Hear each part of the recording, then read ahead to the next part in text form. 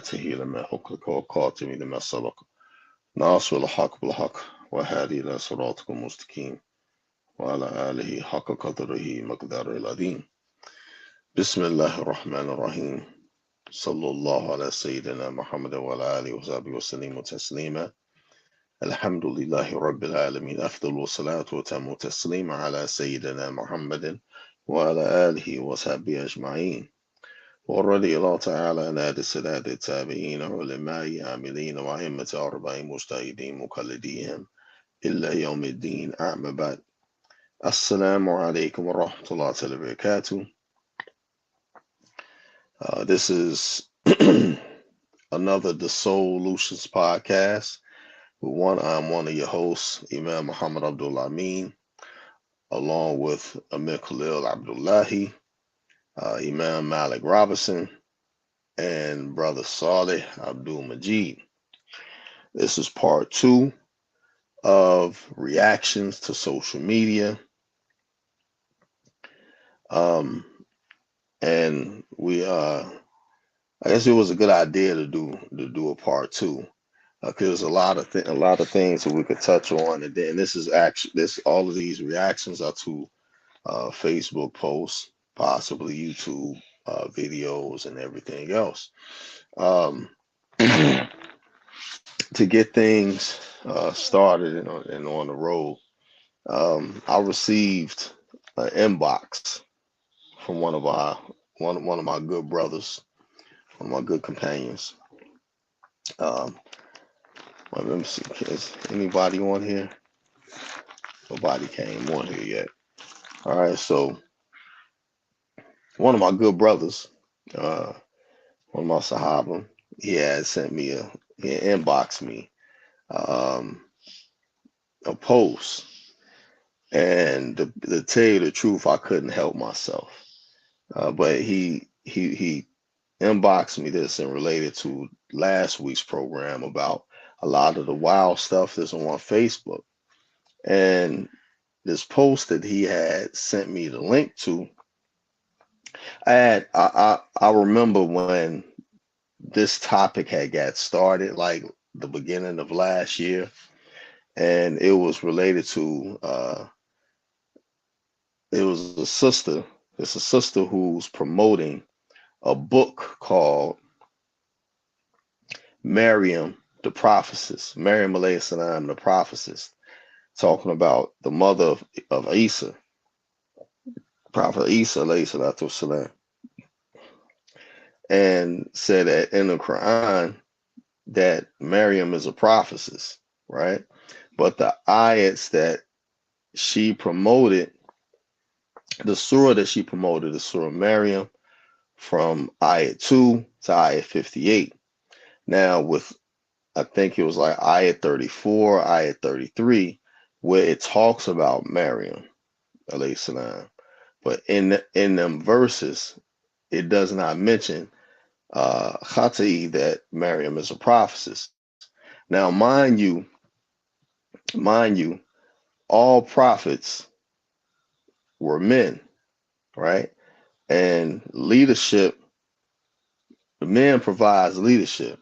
However, with what, and I haven't bought the book, but this book is possibly is where she got these ayats from Surah Maryam. Probably the person who wrote the book probably mentions this in the book. Now,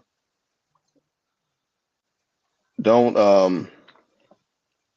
get me wrong. There is some discussion among the ulama about the status of Maryam alayhi salatu wasalam, the mother of Isa, that she has some of the qualities.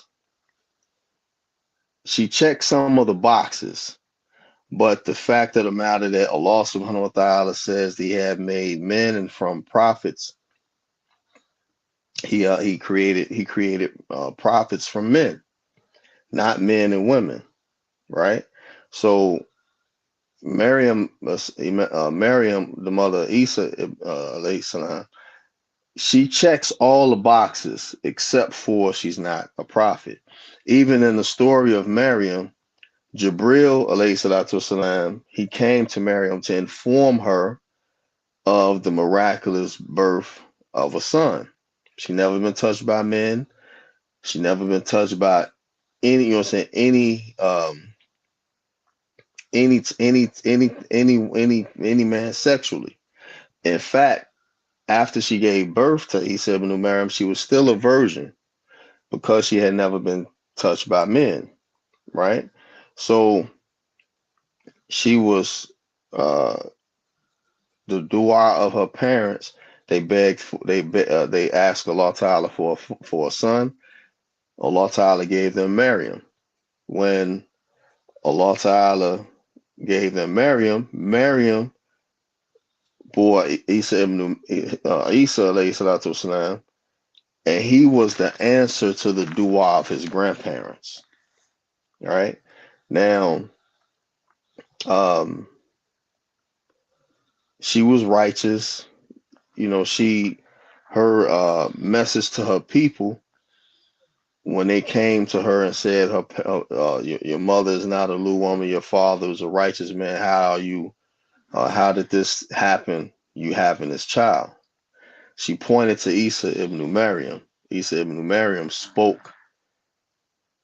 He spoke who he was, actual in defense of his mother, right? So in this regard, if she was a prophet or prophetess, her only message to the people was in her defense of who Isa ibn Maryam is. That goes into much detail, but however, this is not one of the Allah Ta'ala doesn't mention her in any of the ayahs of the Quran. When he mentions the prophets and messengers, he never mentions Maryam alayhi salatu wasalam one time as being a prophet or a messenger, right? Now, the duty of a prophet is to convey a message, right?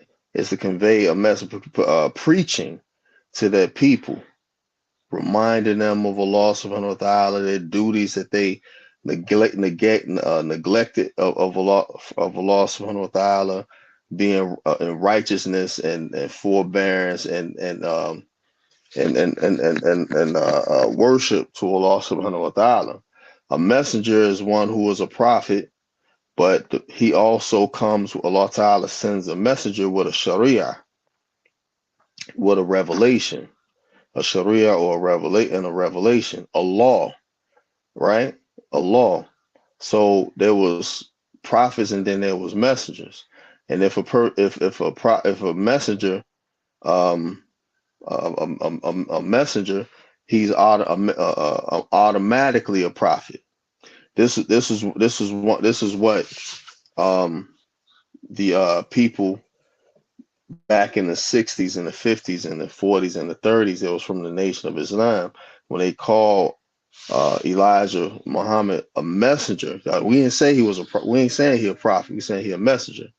What they don't understand is that if you a messenger, you automatically a prophet. So Elijah Muhammad is not a prophet nor a messenger, nor was he sent by Allah subhanahu wa ta'ala. Now, him being in his teaching, because he confirmed, well, his wife confirmed to Imam Wardi Muhammad that Fard Muhammad didn't teach him that he was Allah in the form, that he came as Allah in the form. He didn't teach him that. Elijah Muhammad's wife told Imam Wardi Muhammad that Elijah taught that. That's not what Fard Muhammad taught them, because she went to Fard Muhammad first and she introduced him to him. So they calling him a messenger. They was calling him a messenger as it relates to the belief of the teachings that he was teaching, right? Not a messenger of Allah subhanahu wa ta'ala who has no beginning, who has no ending. You follow me? So prophets and messengers, if you're a prophet, so you could be a prophet until Allah Ta'ala give you revelation. give you a sharia, and he makes you a messenger. But normally, anytime there's a messenger, as soon as they receive Nabuah, they automatically are a messenger if that's their call. So you know what I'm saying, the responsibility of a prophet is to preach. You know what I'm saying, to do tabligh, to preaching and calling to Allah subhanahu wa ta'ala, right?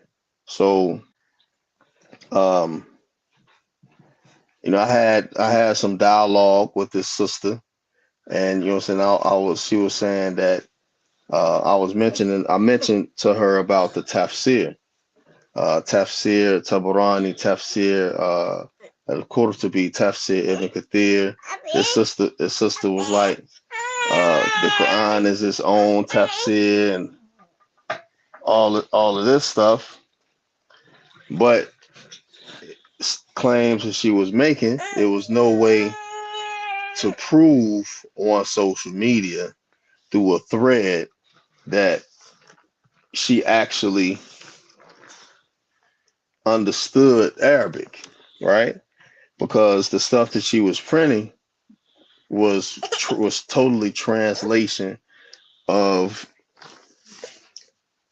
totally translation of whatever translation of Quran that she was reading, right? So I pretty much ended the discussion, and she was like trying to justify her promotion of Maryam alayhi salam being a prophetess.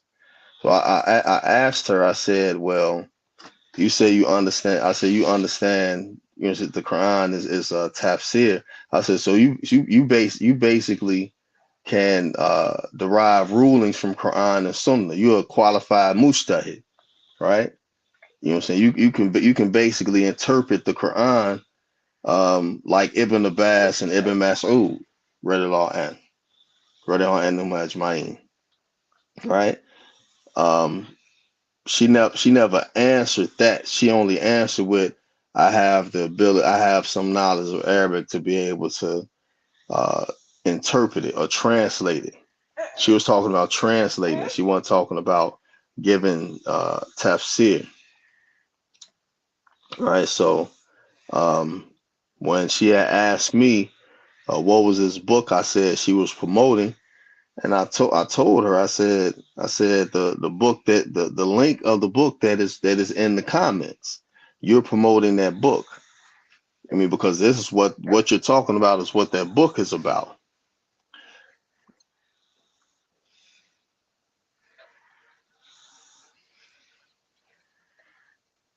All right, so what that book is about. All right, so that pretty much ended. That pretty much ended that me being involved in that discussion, but I couldn't help myself, because this sister who made the post, she's one of the, I don't want to say pupils, but she frequents a class or a live video classes and discussions. Uh, a brother does every morning, and she's a part of that. I don't want to say group. I'm gonna say group. She a part of that particular group, right? She a part of that group, and to where if the teacher of that group had knowledge of, you know what I'm saying, this promotion that she's doing, you know what I'm saying, more than likely, um, it'll prove that she won't obey him, and he probably will let it ride. You know what I mean? He probably won't say nothing at all. But that was as one post. There's another post that that I had made, like, I think earlier this week, like Sunday or Monday. but it was related to how uh how some sisters, there's actually sisters who reject polygyny.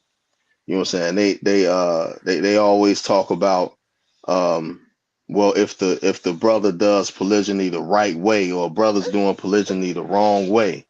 So I'm like, what do you actually know about polygyny being done the right way or the wrong way if you never been in a polygynous marriage, right? And if you have been in a polygynous marriage, what does a healthy polygynous marriage look like, right?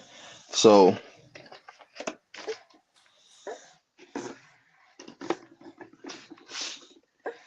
wait a minute, give me one second.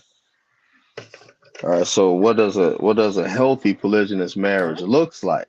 So so she hey, yeah. All right. So um this dialogue, now this was on my post.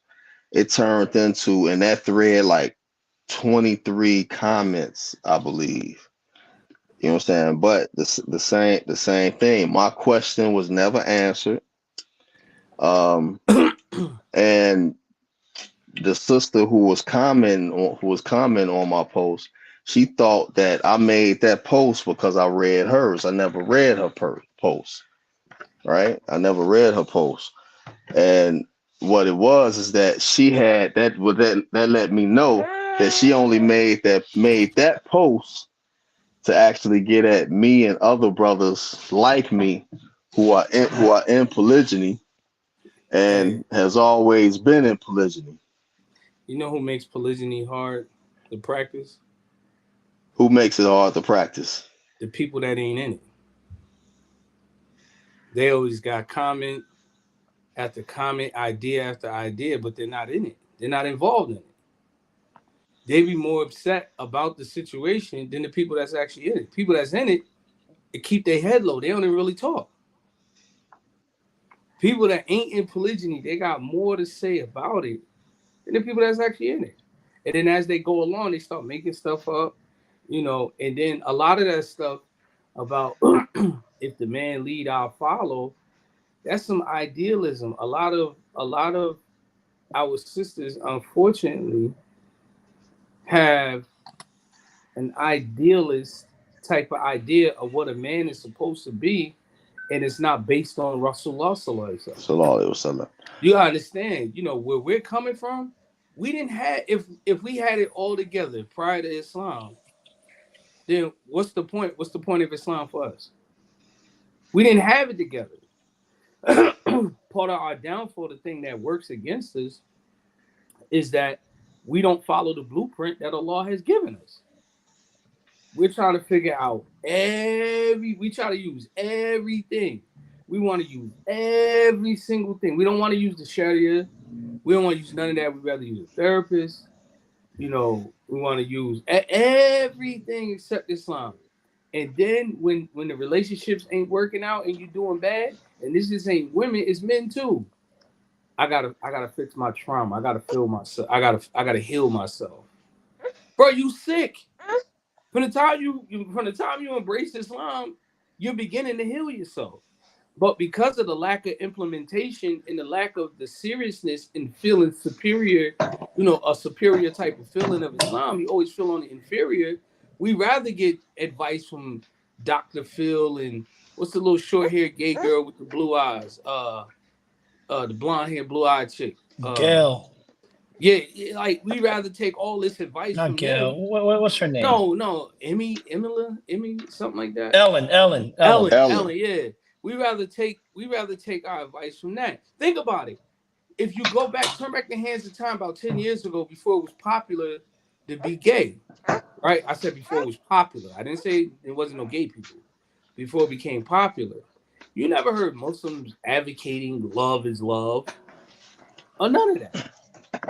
But because we're influenced and we love to follow the ways of the kuffar, we don't keep, we don't promote, nor practice Islam as if we believe it's the truth.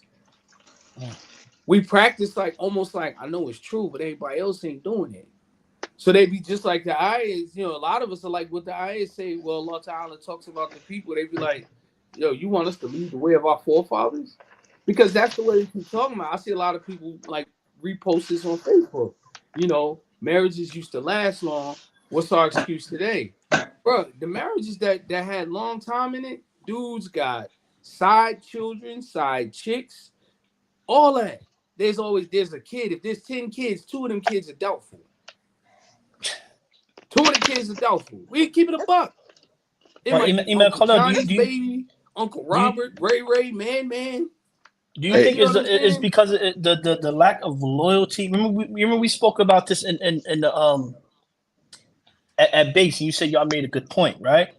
Remember I spoke of that the lack of loyalty, right? Doesn't keep marriages up to par, together anymore, because everybody knows around the corner that is somebody else that loves them, that wants them, that likes them, that admires them, right? And then just this thing about just the lack of loyalty, right? I spoke to you about like how is it popular to backdoor your best friend? How is that a popular thing now? How is it popular to say, yo, you give me some money, this guy I sit with every day, he ain't about nothing to me? That means you already don't like him as is. So a lot of us are just, and all it takes is an argument to manifest it. So now you got a whole bunch of people running together. Let's just even say friends now, companions. You have friends now running together who don't even like each other. That don't even really like each other. If it takes a couple dollars for you to kill your best friend, you don't like each other. So now imagine how it would be with your spouse. Right now, I'm a man who don't like my best friend, so I don't know how to build relationships. Right. And remember I told you it was the lack of, back then when you was coming up, when I was coming up, you had to be outside. You knew exactly who your friend was. You knew Bobby was a punk. You knew Johnny was about that action. You know, if something go down, these two's going to ride. You knew that. Now is that nobody know how to communicate. You get a group of kids that's 20 years old, 19 years old in a room together. 10 of them out of the 10 will all be on their cell phone. How are you going to build relationships? So how can you build a relationship with me if that's the format that you build relationships? That's how I look at it. How I look at it in regards to the atmosphere that exists right now is that people are really trying to change Islam to their ideas and their philosophies, not what Allah subhanahu wa ta'ala and the Prophet Islam has established. Even when they look at marriages and relationships, back in the day, and what I mean by back in the day, I'm talking about the early 90s, late 80s, when there's a problem between a husband and wife, back then we always related to what Allah subhanahu wa ta'ala tells us in Surah Ashura. We'll make mashura, and we'll have an arbitrator, and we'll both go to the imam. The husband and the wife will go to the imam with a representative from for the wife and a representative for the husband. Even if the representative for the husband is the imam or the representative of the wife is the imam, right? So this is in line with the Book of Allah and the Sunnah of the Prophet Sallallahu Alaihi Wasallam. Now, when there's a situation between a husband and a wife, either the wife will try to get arbitration and the husband is nowhere to be found, or the husband will try to get arbitration and the wife she's nowhere to be found except for on Facebook making Facebook statuses about their situation. Right. Even with the marriages. So many Muslims have relationships outside of marriage that they judge and they look at Islam as marriage to be just like a boyfriend girlfriend relationship. So even the reality of polygyny, instead of looking at polygyny of that this is my husband's other wife or my husband's other 2 or 3 wives, they're looking at the other wives as being the side chicks and they the main chick, or one of the wives being the main chick and she the side chick. Not in the atmosphere of this being one family, that they're married to one, that they all married to the same husband. So what is correct to them is not what Rasulullah sallallahu alaihi wasallam did, because if you actually look at Rasulullah sallallahu alaihi wasallam and as it relates to his wives and how he took care of his wives, they would call Rasulullah sallallahu alaihi wasallam a bum. You know what I'm saying? Just like they call us bums. Rasulullah sallallahu alaihi wasallam, he, you know what I'm saying, the Beitul Shari is to provide housing to, you know, Beitul Shari is to provide housing for the wives, which is equivalent of a room, a bedroom. Each one of the Prophet sallallahu alaihi wasallam's living quarters was equivalent of a bedroom up under the same roof. Now, with all of his wives lived in the same area, but each one of their living quarters was the same equivalent of a room. You know what I'm saying? That's the Beitul Shari. That's why in some cases, if you have a house with 5 bedrooms and you got 4 wives, you got 3 wives, providing Beitul Shari, each one of them have a room, right? They may share the kitchen, they may share 3 bathrooms, but in regards to what is in the guidelines of the Sharia and the guidelines of the Sunnah, is that they all have a quarters to where they can observe hijab, right? Where they can observe hijab. You mean they can be alone, they have their privacy, and they have their privacy from being seen from anyone else besides the husband from seeing them in the house, unless they allow it. Now, you know what I'm saying? And there was some cases where the Prophet sallallahu alaihi wasallam, look at his diet. He ate cucumbers, he ate dates, he drank water, he drank milk. He ate meat every now and then. Only time you need to light a fire in the house is when you about to cook meat. So it was some cases. Aisha radiallahu anha, she said that there was 3 months that a fire was not lit in my house, right? Now, if we did something like that, if any of us in our time did something like that, we'd definitely be bums, right? But when you look at Rasulullah sallallahu alaihi wasallam, they would say, the women would say, sisters would say, and brothers would say, well, that's something different. No, it ain't nothing different. It's not different. This is what he did, right? You know what I'm saying? The time does not change. The time that we live in does not change the Sunnah. It does not change it. Now you have situations and conditions to where this time is applied. However, as it relates to what is foundated and what is established, then it's not something that, okay, well, this time we're living in it, you know what I'm saying, it shouldn't apply to that. The Prophet ﷺ brushed his teeth with a mishwak. So you mean to tell me because we have toothpaste and a toothbrush, you mean to tell me that the Prophet ﷺ used toothpaste and a toothbrush? No, he was still using miswak, because it's not just using a miswak is not just having properties of cleaning the teeth, but it have other properties as well in regards to health, in regards to detoxification, and you know what I'm saying, and being able to defecate, you know what I'm saying, regularly. It has them same properties as well. You follow what I'm saying? It's not just for the purpose of cleaning the teeth. Also, the individual who uses the miswak, you know what I'm saying, uses the miswak, you know what I'm saying, it strengthens the nur in the face as well. You know, you look at the companions when they was getting ready to fight, the Persians, and it was like it's something that, you know what I'm saying, something they were not doing. One of the companions, they had mentioned the miswak, and all the Sahaba before battle, they was brushing their teeth with the miswak. And the Persians, they, you know what I'm saying, they retreated because they look like they're getting ready to eat us, like they sharpening their teeth. When you start talking about these things, most modern day contemporary Muslims look at those type of statements and situations as things of the past. They're like fable, like children's fairy tales, right? which plays a major role. Our thinking isn't inclined to Islam.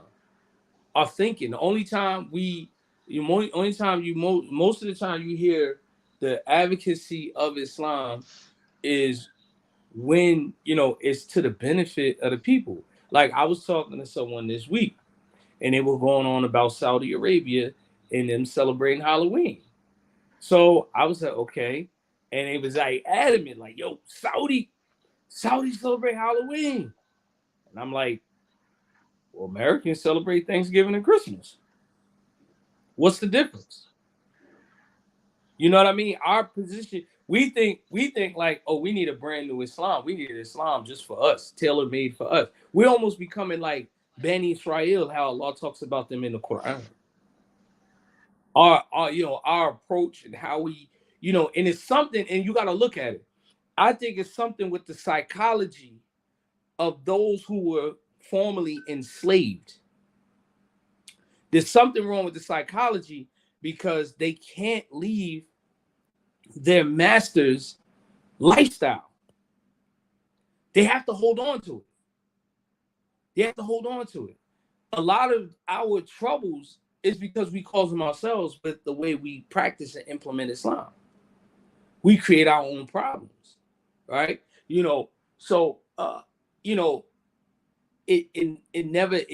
Things never happen the way they're supposed to be because our approach, but there's something wrong with the psychology. And so then, a lot of the time, most of if you look at some of the most controversial issues, and and I can say this, the most controversial issues, right? And most Muslims, that's all they study is issues of controversy, right? Most controversial issues are already advocated in mainstream media, or their discussion where people are getting master's degrees and PhD theses based on the discussion in the dialogue.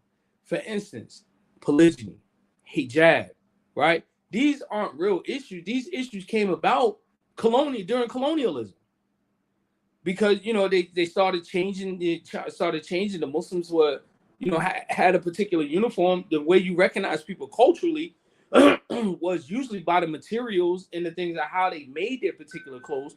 But the objective of the clothes when you go around the Muslim world was long enough where it covered the aura of the man, his body parts weren't exposed and so on and so forth. And that was it. Polygyny, almost everybody's abandoned the practice of polygyny except Africans. There's not a whole lot of Pakistanis who practice polygyny, not a whole lot of Arabs except in the Gulf states, right? So, this became like a real popular topic, and people are getting PhDs over this thing. Where we had the big fallout about homosexuality in Islam, it was a thing that was going on, being conducted in the classroom and through the media, and so then the Muslims engaged in it. So much so, you got some of the so-called Muslims saying, oh, the Quran needs to be rewritten. I will be like, this is kufr, right?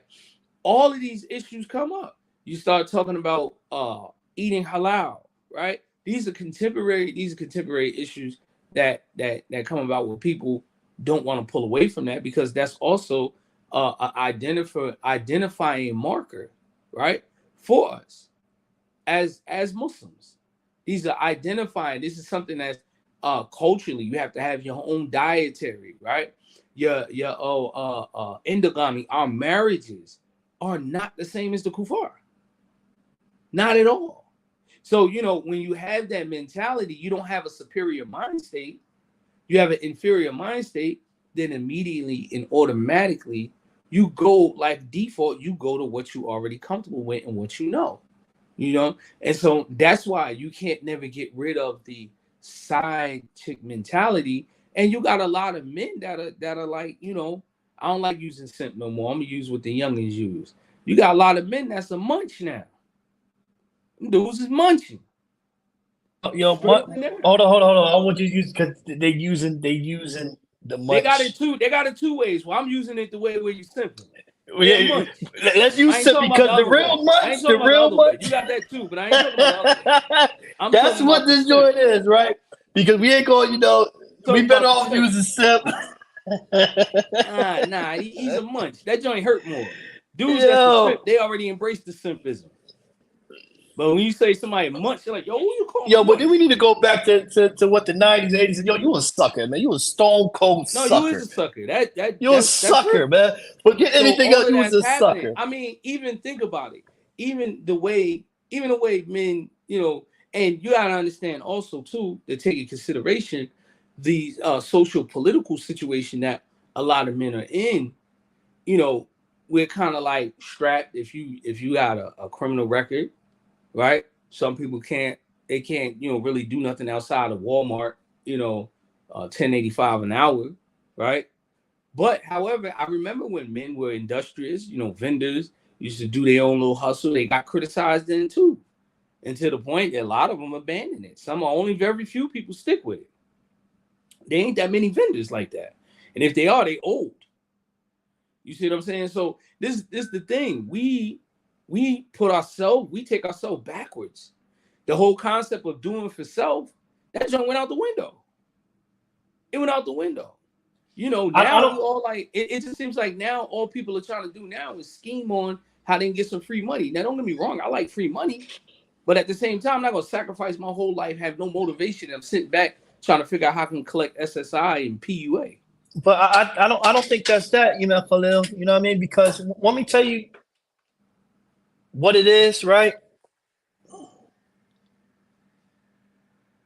Nobody respects the hustler anymore, right? The hustler, right?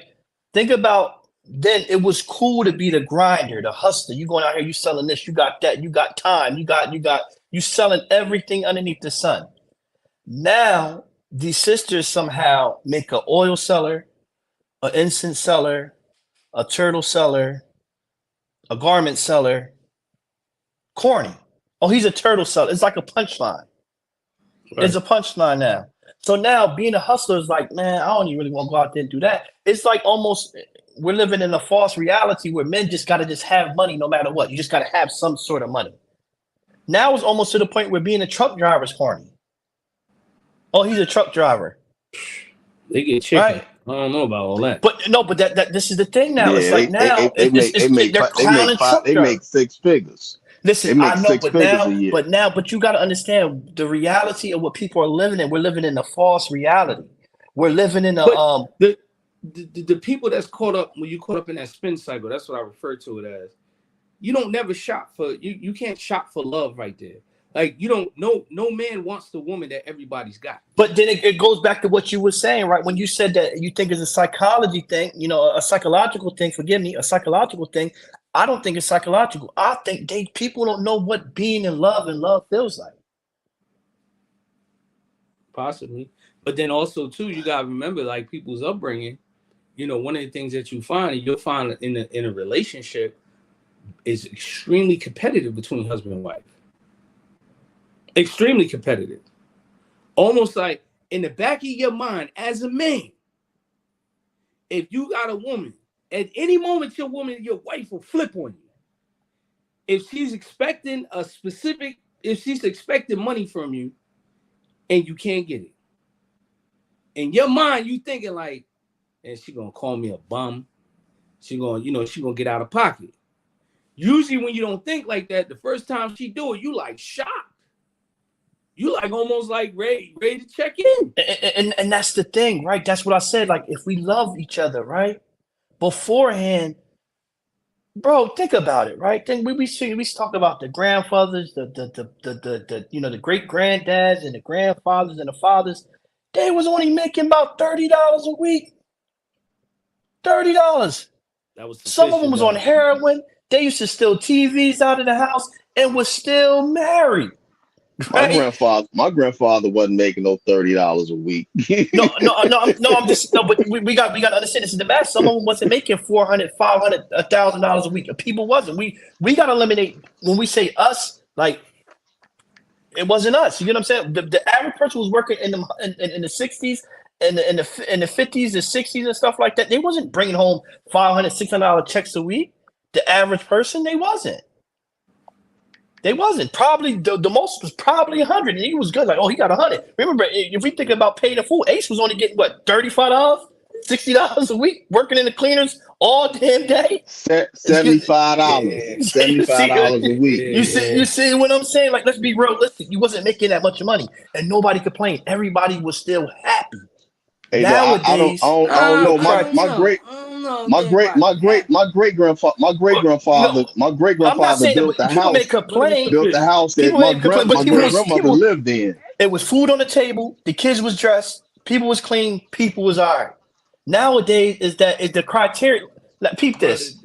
The reality is that as a man, you always had to get it from the muscle.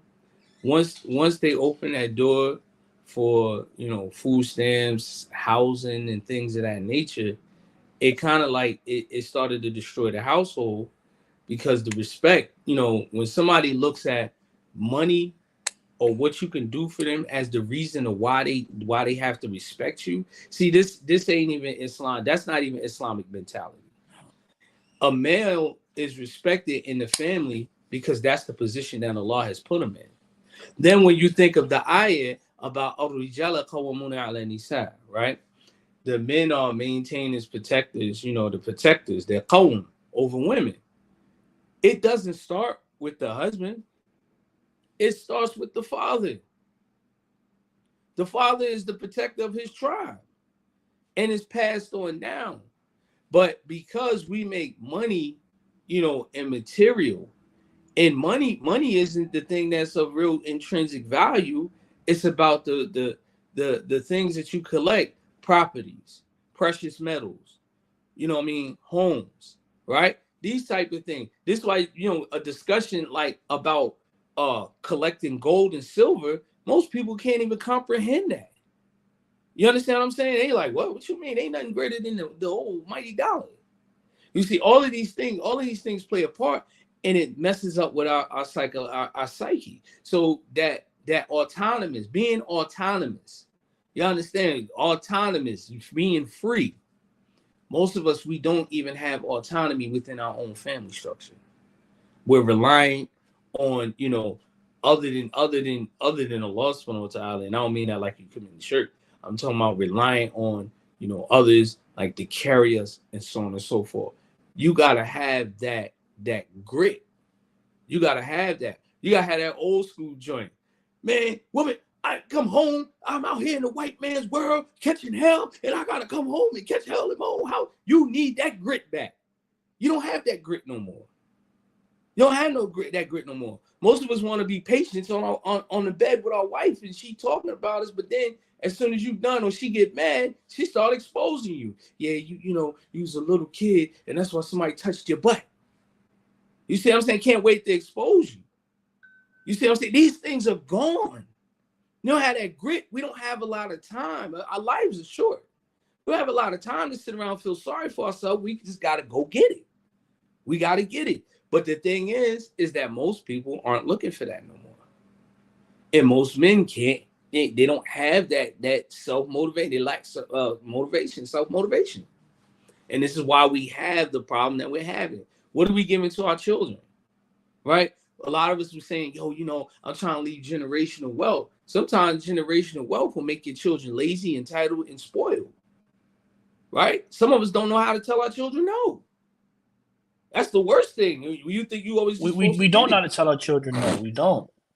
That's what I'm saying, and that's ruining them. That's corrupting them. We have to know a little struggle. We got that. We got that. To appreciate something unless you struggle to get it. We got that. I want to get them everything I have. Okay, so you want to get them a $400 pair of Jordans and some LeBron James, and they got F's on the report cards, right? What does that prove? What does that? And prove? they got F's on the report card. It you shows know what I mean? It teaches them no responsibility, no accountability, and this is why I think a lot of the mass murders of these young kids is going out, because there's no accountability, no responsibility. Like look what because you got to even think about it, right? Like, you know, I try to use these examples of what's going on in our society today, where the people who's watching this, the 30-year-olds, the 20-year-olds, the 40-year-olds, they understand, because some of us still listen to hip hop. Think about Young Thug is in his 20s. These are your kids, right? These are your kids. Everybody in his circle is telling. There's no responsibility.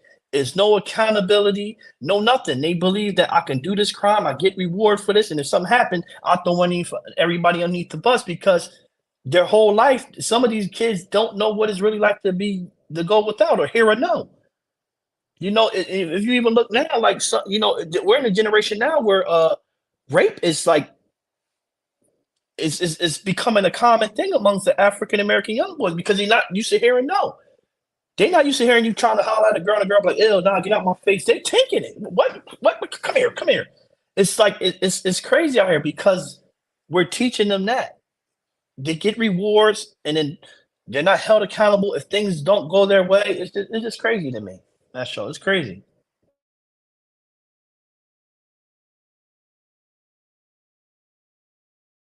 Alhamdulillah, you know, we talking about our reactions to social media discussions and posts, you know. So I'm interested in hearing y'all two brothers. What's y'all reaction or statement, comment to social media posts? What post? Did we bring a post to light specifically? Whatever you bring it. Man, yeah, man, I had brought up 2 posts, but y'all came in late. I mean, and Now, yes, I heard you about the prophet lady. Yeah, yeah. Oh, prophet You know what I'm lady. saying? You know, even then, that also too adds to what I was saying too, Muhammad, is reactionary. Because a lot of time they challenge that, be like, why aren't there never no female prophets? Were there ever a female prophet? No, but there was A lot of some people feel bad to say no. there was some discussion among the ulama about that topic. How however, the main box that wasn't checked is that she's not a man, and the law subhanahu wa ta'ala says that he had made prophets from men, right? You know what I'm saying? And they were men. Now it's 124,000 prophets and messengers. None of them, based off what the law subhanahu wa ta'ala says, none of them were women. They were men. You mean the checks that she was started, she was trustworthy, she had all of the other qualities, except for she's not a man. You know what I'm saying? But what the sister's trying to promote, she's trying to make this a aspect of belief. You know what I'm saying? This is not a topic of Usulul. Allah Ta'ala mentioned 25 prophets in the Quran, right? Maryam alayhi salam is not one of them. She's not one of them. You know what I'm saying? All of them are men. You know what I mean? So the thing is that she's putting emphasis on this topic to get people to rally behind her. You follow what I'm saying? And nobody is actually challenged. Now, a couple of people, a couple of brothers, you know what I'm saying, and Imam other than myself had challenged her. You know what I'm saying? But she didn't really respond to any of them, but me. You know what I'm saying? Maybe she responded to another Imam. I forgot his name, but it was like in a manner of, if you don't have knowledge of this, then just leave it. You know what I'm saying? So, you know, of course, they're gonna challenge us, man. We that A- team, then I had mentioned about the post I had put up. You know what I mean, about polygyny.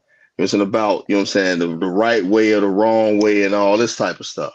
Which, you know what I'm saying, we had, you know, that's when Amir Khalil had chimed in and started talking. And started talking about it. What's the right way of polygyny?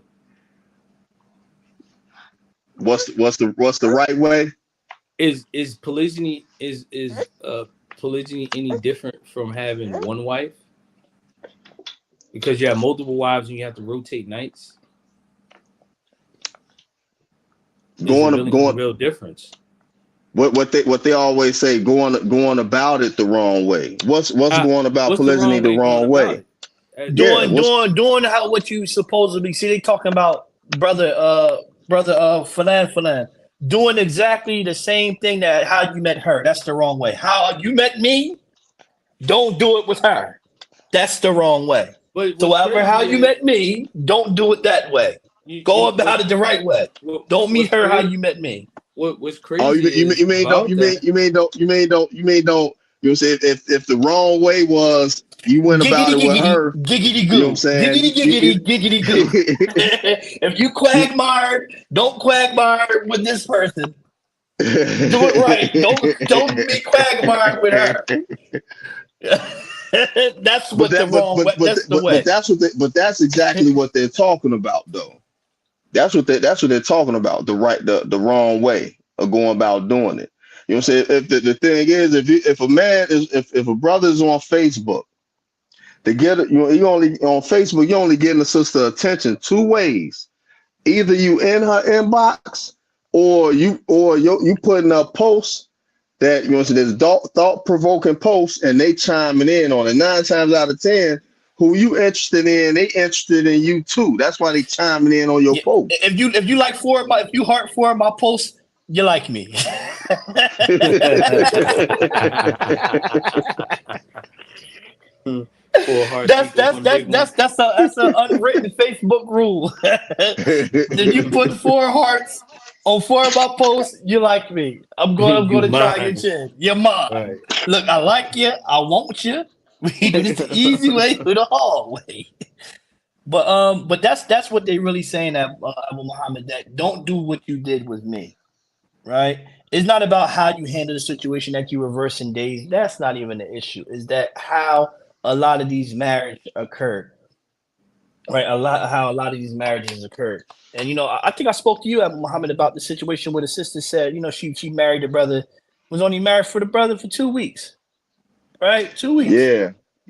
You had mentioned that. Getting married, knowing financial situation, isn't married, then new wife calling up the wife to say we married. But can I say something? Getting married, knowing financial. Can I say something? Can I say something? Sister, I want for my sister what I want for myself. I just wanted to let you know that I married Mujib. All right, I just wanted to let you know that. You know what I mean? Like can I his pay stubs and he ain't got no money. But Pete, this can I say something? How do you know, right? What's your financial obligations with the next sister? See, people are so worried about what goes on in the other house. You don't know what's going on. Mm-hmm. You don't know if the sister's saying, "Give me this much," and she's fine and she's happy, and you're fulfilling your contractual obligation. Nobody knows. Nobody. That there, right there again, to me, is another excuse of hasad, jealousy. And this is why a lot of our sisters don't have sisterhood. Y'all secretly hate each other. Some of y'all might even openly hate each other. You already know that from when they see each other and they look each other up and down. Yeah, like that's an excuse. What the sister say? What the sister make $150K a year, $200K a year, and say, "Look, brother, won't you pay my cell phone bill? Give me $25. I got Metro." You don't know. You worried about what? You don't know. That brother might sell ice cream on the side of him. Here, $25, and he fulfilling his obligation. Hey, look, you know what I'm saying? Hey, look, the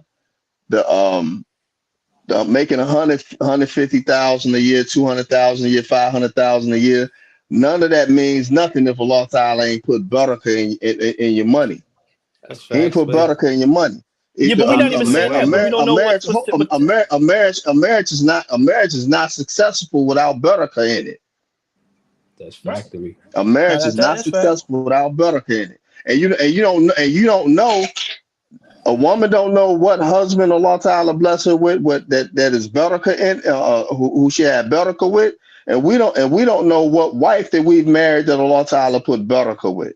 How do you know that there's some barakah with the wife that Allah Ta'ala placed you with? It has nothing to do with it being of the good times. It has something to do with how y'all deal with each other when the bad times come up. If you know what I'm saying, if there's still muhibba there, you know, if there's still communication, if there's still working things out there, that's how you know when the barakah is there. On top of nothing being decreased, your wealth not being decreased, and the effects of certain actions not being decreased. You know what I'm saying? Wealth, provisions not being too restricted. spiritual for them. They ain't trying to hear it's a they just start hearing Charlie Brown. It's a reality though.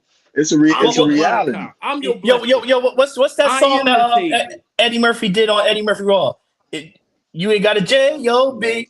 Then you read that song. That's what it's about. It's about that wasn't Eddie Murphy though. That was. I said that was on Eddie Murphy Raw.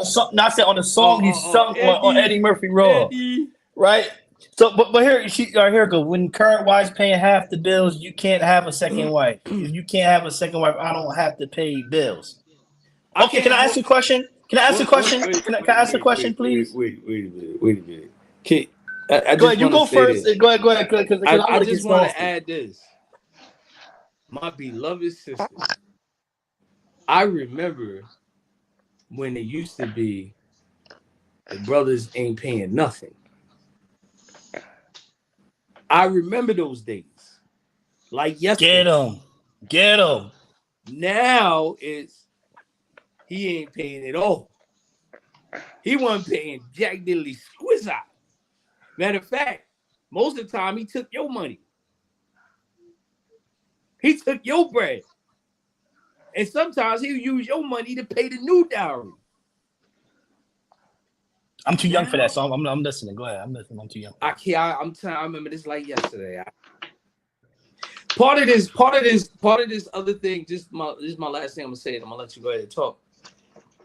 The half thing, a lot of that come from our brothers and sisters. It's in two parts.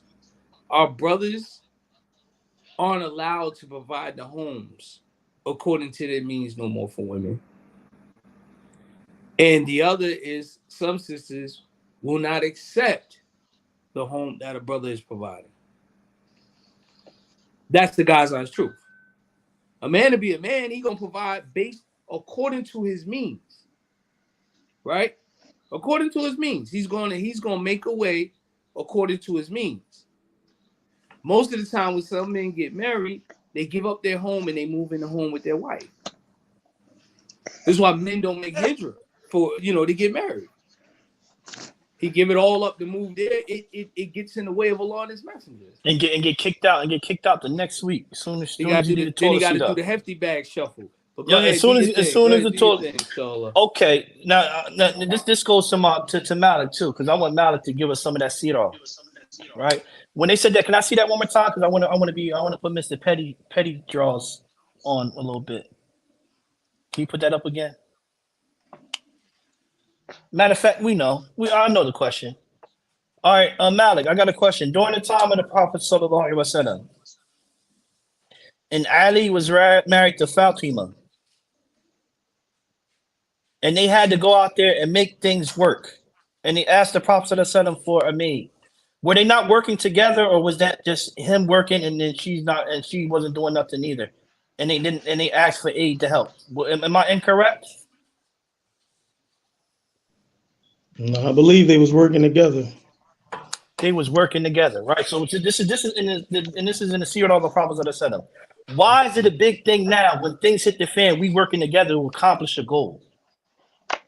What is the problem with that? What is the problem with that? To me, it just seems like. Go ahead, Malik. Go ahead. Do you think, bro? Another thing, and not even in defense of the men or the women, you got a lot of imams out here these days.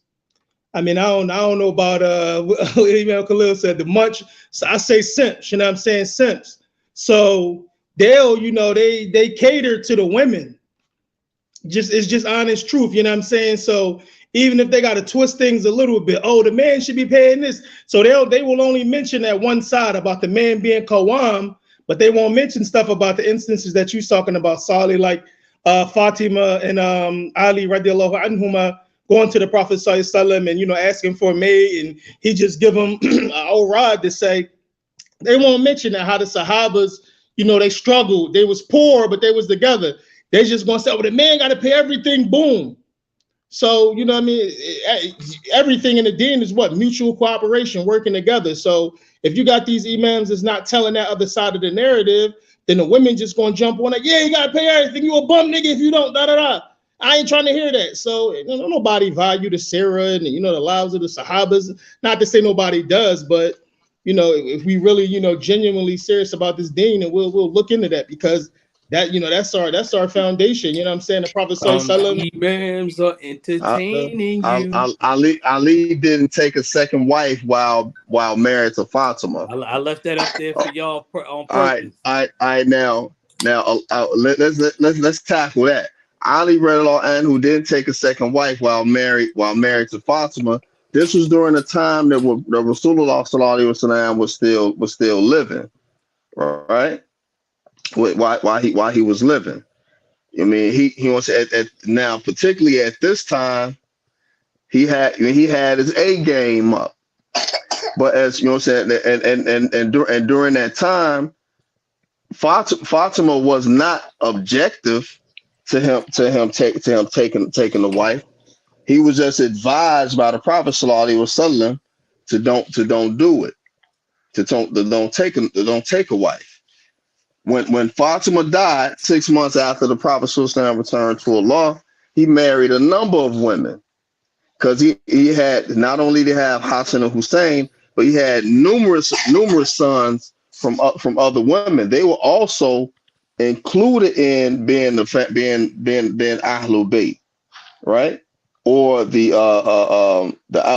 Alawi, right? There was the children from his other wives. But because he is one of the people of the cloak, and the people of the cloak was considered to be Ahlul Bayt, all of his children from their marriages to the other women, they was Ahlul Bayt as well, right?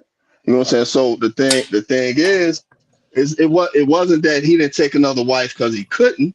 He took another wife he didn't take another wife during that time because he was advised not to.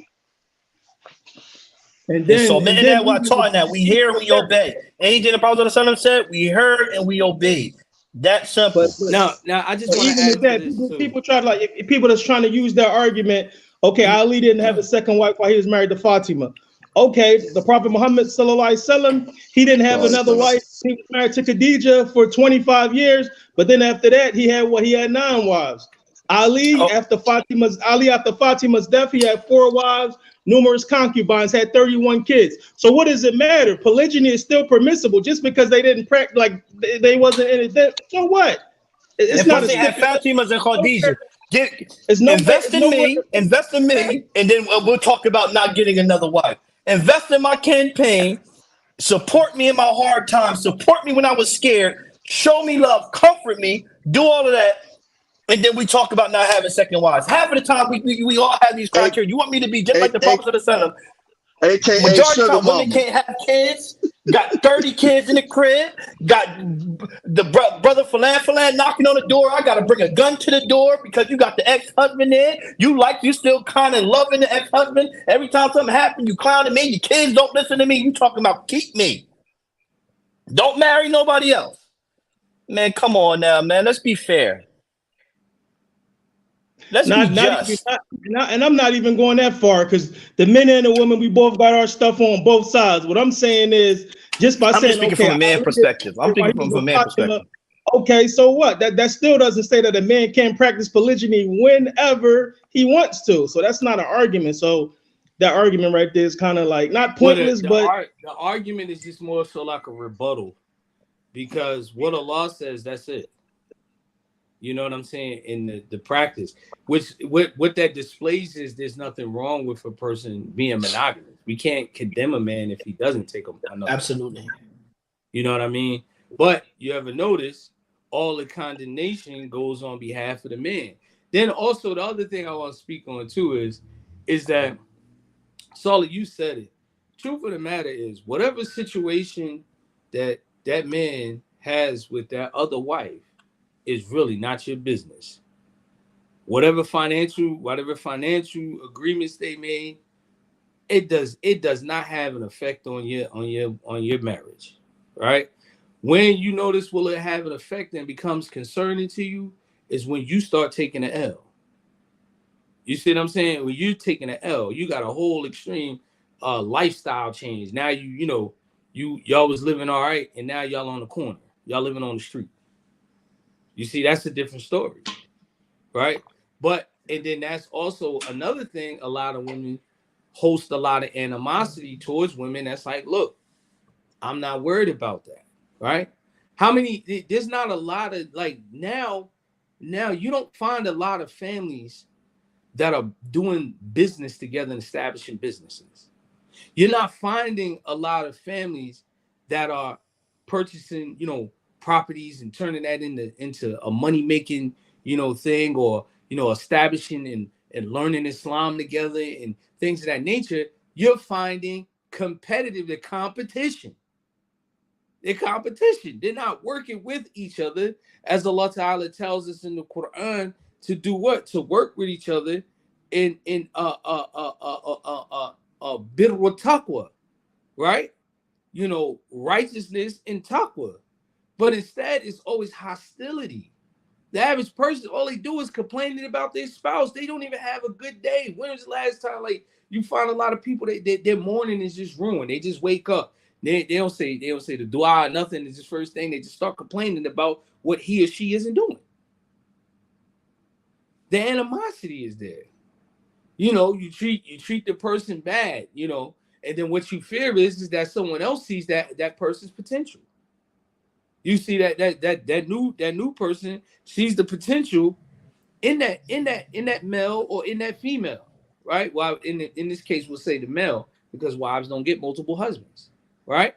But you have that, and they're going that route. All they do is complain. He's a bum. He's this. He's that.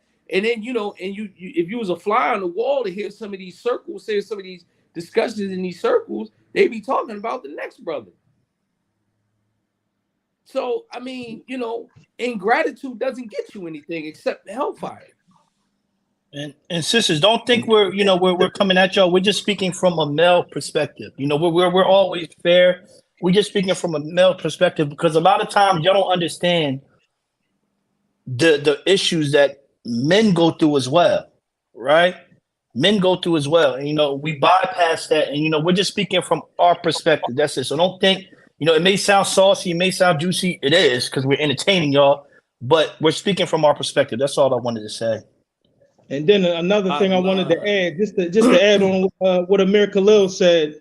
Basically, what I'm saying, with a man and a woman, when they go into a contract, that's their business. Just like, Amir Khalil said, that's their business. So that's what I'm saying. Yeah. One thing we don't do, like when we go into these marriages, is be transparent. Put everything out on the table when y'all talking, when y'all in talks of marriage. You know what I'm saying? Look, I can pay X, Y, and Z. I got this. And the man, he's making an offer. So it's for the woman to accept, say, all right, I'm with that, or I'm not with that. So look, sis, I can pay this. I can pay X, Y, and Z. I can do this. So if the woman agreed to that, then, you come back 6 months later, or is she not with that? A contract can always be negotiated, but be transparent. Put everything, flat out on the table. This is the thing. Now, I'm going to add to this, because what the sister saying is true.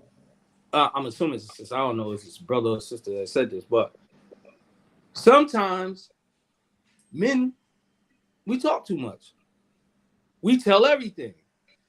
It ain't none of your daggone business what he doing is otherwise. We be like, yo, and then you already got something set with this wife. Now you try to influence her to do what the other wife doing. Inshallah, like what Abu Muhammad said about them living in the house. Sister that's generous, Right. Like, you trying to encourage her to take y'all situation is y'all situation. That's it. Right. And and brothers will sometimes they start throwing things, throwing innuendos, or even just telling the business on both sides. And they be trying to figure it out, like, where did I go wrong? Right? Now, don't get me wrong, a male has a right to have a wife that his wife is to be his confidant. Allah Ta'ala talks against this in the Quran of women, sharing the secrets that the husband, has shared with them. But at the same time, don't undermine yourself. Right? Don't undermine yourself, So, a lot of times, this is something I learned being in polygyny. I had at the time I had 3 wives. One wife I'm talking about particularly, I remember I was sitting out, I was like brainstorming, I was thinking of something. And I said to her, I'm like, dang, she was like, well, what's wrong? You know? And I'm thinking she being sincere, you know what I mean? Ruined my whole night when I told her what was wrong with me, right? So she's like, yo, you know, what's wrong? I was like, man, I'm just sitting here trying to figure out how I can get this 500 real quick for your co-wife. I really don't even need the whole 5. I just need a couple hundred more because I got some of the money that she needs. So I'm just trying to sit here and figure out how I'm gonna get the rest of the money up.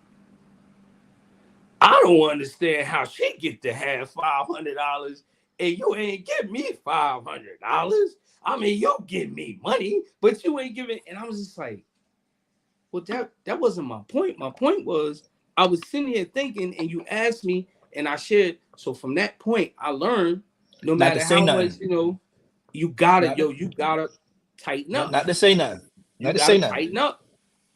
You know what I mean? Bottom line. Otherwise, you just, you know, you sitting there, and it's not necessary. It wasn't correct or anything like that, but just to be wise and use hikmah on my behalf.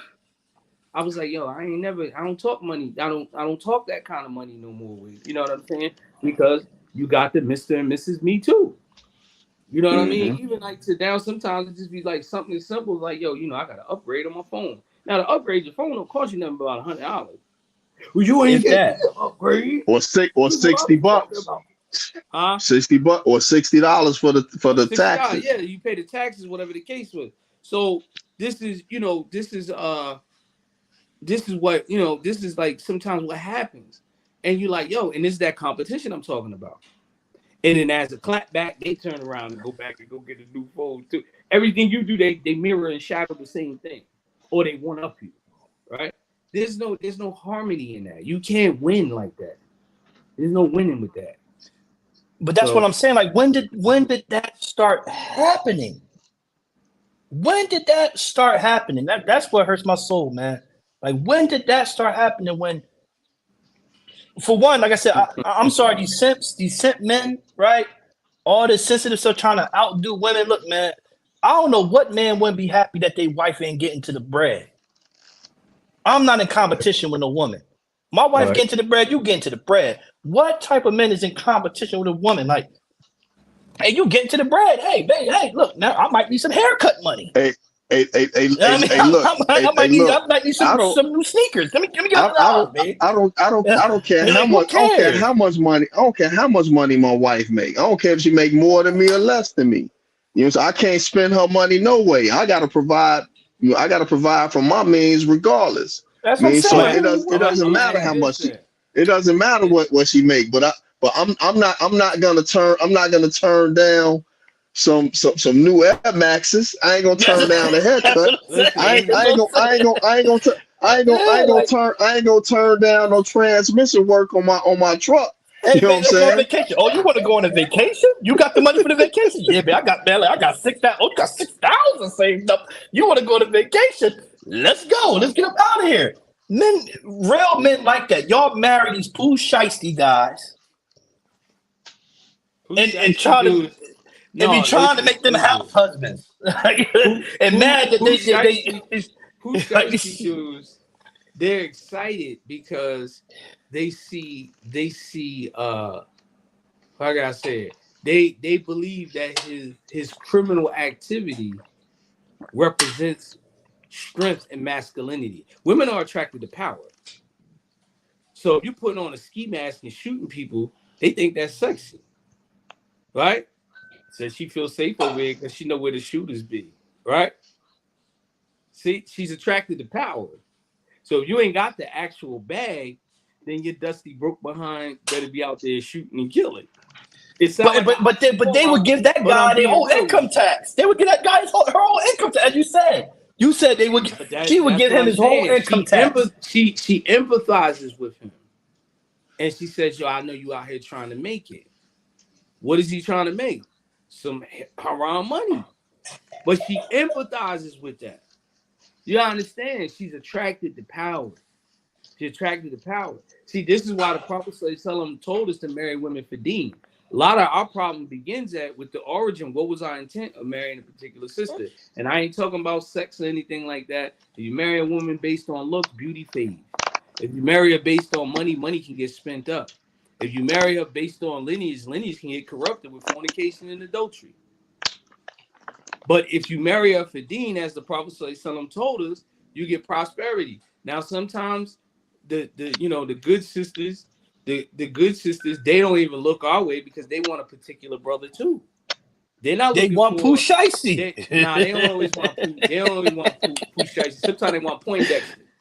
Sometimes they want Poindexter. Sometimes they want Pookie or Ray Ray. You know, if you Pookie come and Ray Ray, Pookie Ray Ray, that's all Pushaisi. But you got Poindexter too. You got Poindexter too. They want Poindexter. Nobody like Poindexter. You're square. You don't like the square. They settle for Poindexter though. Man, because I don't Poindexter, know. You ain't got to worry about Poindexter getting shot. I don't know, man. You ain't got to worry about Poindexter doing Poindexter is the 1 out of 3 men that's not getting no. You know what I mean? But this is the problem. I'm gonna tell you the problem with Poindexter. He treat women like trash. Because Poindexter got bread. But then you got the other guy who's even softer than Poindexter. That's the one you put the yellow line over his back and run over him. So it's either Poindexter, because Poindexter, when you get your ego's not tamed, and this is why you have to learn to soul. When that ego's not tamed, you think you the man. You be like, yo, who you raising your voice at when I pay $2,000 up in this house for rent? Right? Once you ain't paying that rent no more, she be like, nigga, I'm talking to you. Prior to that, she wouldn't talk to you like that. But a woman of taqwa will never part her lips to talk like that. She might get sassy, but it's a sassiness that is strategic. A man with taqwa will never treat you like you less than because he's taking care of you. It's about deen. That's where a lot of our failures is coming in at. But do you think we need women teaching women to, because if we look, man, like, I think me and you spoke about this too, is like our women are becoming lax in learning the deen, man. Like, I don't want to say it in that way, but they used to be smothered in the classes, man. Well, the men ain't there no more. The men weren't never there, but they really ain't there now. They really ain't there now. And that's just the truth. And most dudes that think they're learning, they ain't doing nothing but learning controversial issues. You sound good when you were able to refute someone. No, Allah Ta'ala doesn't exist in a place. Bah, bah, bah, bah. You sound good. Take it outside of that. Dude is ignorant as hell. Got bad adab, bad akhlaq, everything. He's just ignorant. He's just versed in controversial issues. The same thing with the woman. She's versed in controversial issues. Think about it. It grew. I've been around a little time now, right? I remember the days where you used to go. I think, Muhammad, you could probably relate to this. Malik, you might even be able to get to this too. What was the thing that was a very common statement when you used to go on a sit down? So, sister, what are you looking for out of marriage? What would she say? MashaAllah, I just want to learn my deen and go to Jannah. Brother gonna teach me my deen. I just want a brother gonna teach me my deen, and I'm gonna be an obedient wife. That was the cue card answer. The cue card answer. Now you can talk to a sister. Now she's able to give you a little mustalah, a little terminology with it. But overall, mashallah, I ascribe to the methodology of Ahl Sunnah wa Jama'ah. I follow the madhab of kada wa kada. I follow this in aqidah. And mashallah, all that. But then when you home, she listening to all the drill music. She lazy as hell, house dirty, kids swinging off the chandeliers, all that. But I thought you was the great muqallid who followed the big imam. This joint it's all about appearance, shit. I rather watch a person, observe them from a distance, right? Observe them from a distance. Like, yo, I noticed the sister been on this for a little minute. Let me find out why killer is. Right? Observe her from a distance. You make your criteria. Unless it's a thing you don't want. That can be smoke and mirrors too. Shit. Right? That can be smoke and mirrors too. Like I didn't did that before. That can be smoke and mirrors too. One thing you can't do is you can't outdo time. A corrupt person can't hide their corruption because time exposes it. It always gets exposed. Our waiting sometimes is too short. It's too short. We grow impatient. right? Remember what we used to say all the time? Remember that, Malik? You just met her representative. Now here's the real her. One of the things I always used to try to do, I don't do it as much now, but I always used to push a sister's button. Anybody I'm about to marry, I want to push your buttons. I want to see how far you're going to go. I want to see how mad you get. I will push your buttons purposely too. And I want to see, like, how you going to talk to me when you're angry? So that's how you giving it up? You see what I'm saying? When she's sitting there talking like, yeah, I'll get my drillers over here to drill you, boy. You know what you're dealing with. You know what you're dealing with. Have conversations about controversial issues. See where her head is at with polygyny. See where her head is at with hijab. Talk to her. Have a dialogue about these joints. If she's sitting there running the same old rhetoric, the same old jargon that you already know, you know what you're getting. You know what you're getting. But you can't have these conversations. Talk to her about feminism. Don't accuse of it. Have a conversation about it.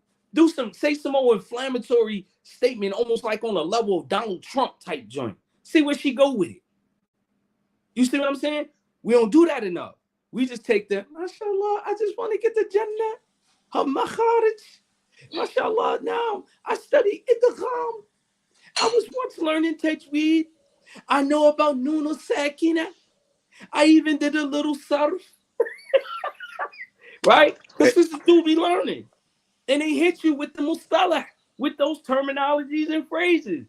And then be lit. You be like, yo, I could do some things. Yo, you go to meet the children be, assalamu alaikum warahmatullahi wabarakatuh. When you meet them, I don't know if she waved the belt at them before you met them, but after that, it's a wrap. It's a wrap. It's the same thing. All you gotta do is watch the brother, watch his companions. Where you hang at? What you do? Yeah, you wanna know a brother work? I always say this. You wanna know what brother work? How, if he's working, what he doing at his job? Show up. Show up, right? As imam, I can tell you a couple stories where sisters showed up at the brother job, found out he had a girlfriend there. Show up at the gate. Assalamu alaikum. I don't want to know. know. Lunch, Habibi. You see what I'm saying? I just come by, see, bring you some lunch.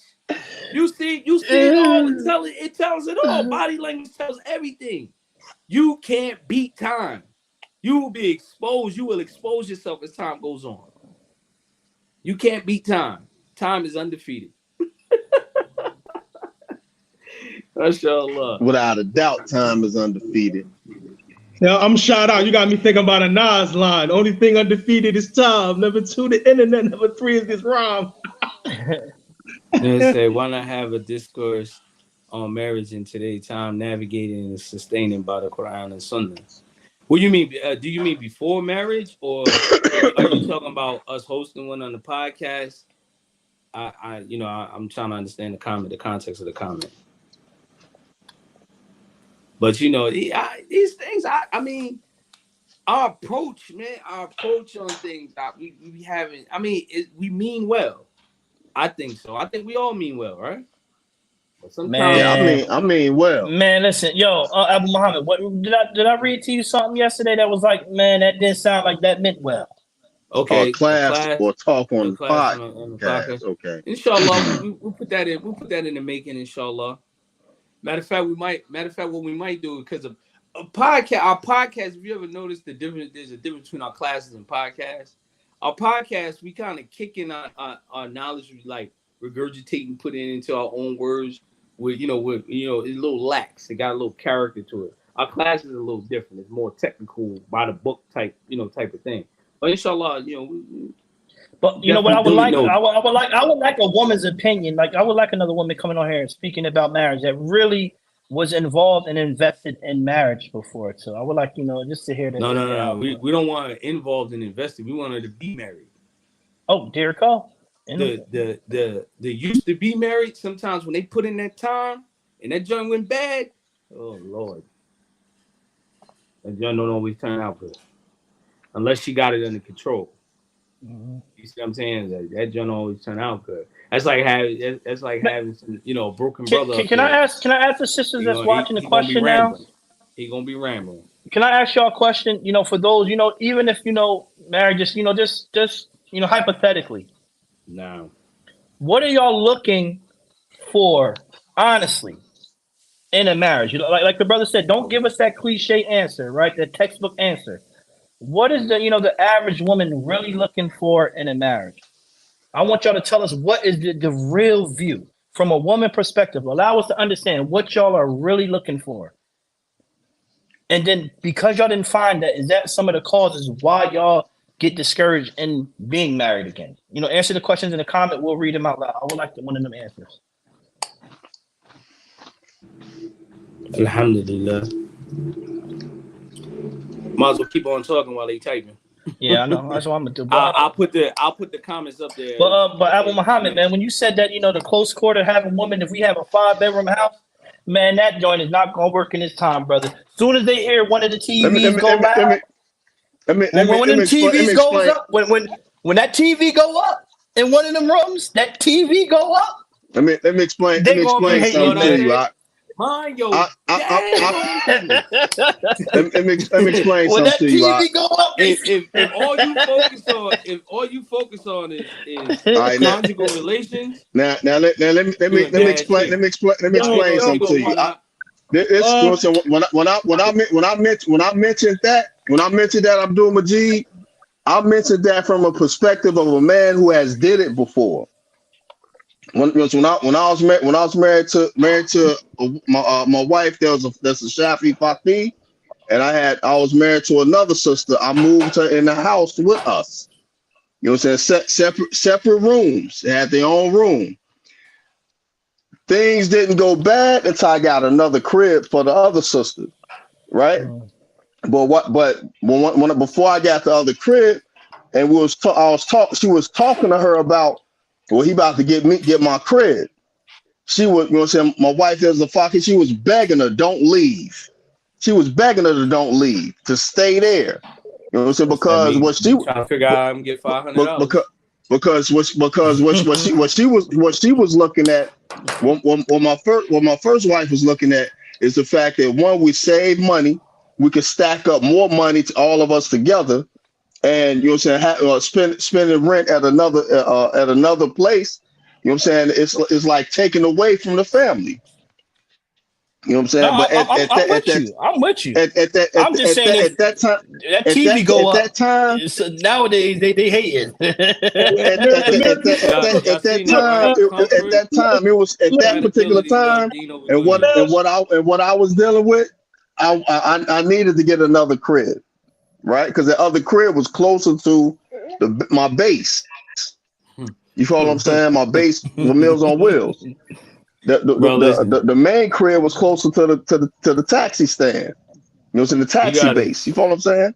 You got to be a hakim to have multiple families in the same house. You got to be Stonewall Jack. If you ain't built for it, that joint ain't for the weak. Let's just put it like that.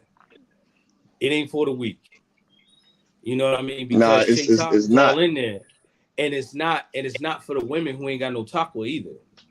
See, sometimes instead of them looking at it as a competition, they need to see it as a character builder, right? Being in polygyny, everybody's pious when they by themselves. Think about it.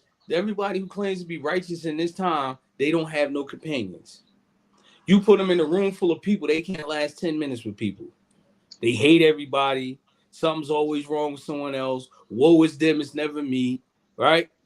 So, they can't, but you get them around other people. What's the old saying? Iron sharpens iron, steel sharpens steel. But they want to be alone. They always want to be alone, And now we blame it on introvert. Being an introvert. That's a diagnosis. Mm-hmm. I'm an introvert. Listen.